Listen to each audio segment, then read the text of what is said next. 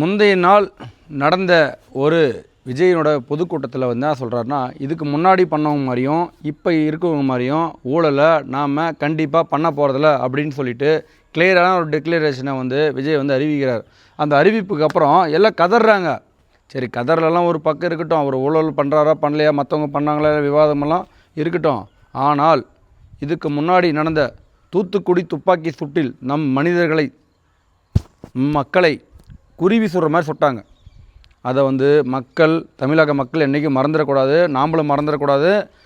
இவங்கள மறுபடியும் இவங்கக்கிட்ட ஆட்சியை கொடுத்தா இந்த மாதிரி பண்ணுவாங்க. இதை வந்து என்றைக்கும் மறந்துடாதீங்க. ஏன்னா இவங்க தனியாக யோசிக்கிறது கிடையாது, மத்திய அரசின் கைக்கூலியாக தான் இருக்காங்களே தவிர்த்து இவங்க சுய புத்தியோ சுய அறிவோ எல்லாம் கிடையவே கிடையாது. அப்படி இருந்திருந்தால் நம்ம மக்களை குருவி சுடுற மாதிரி சுடுறதுக்கு உத்தரவு கொடுத்துருப்பாங்களா? இது நடந்திருக்குமா?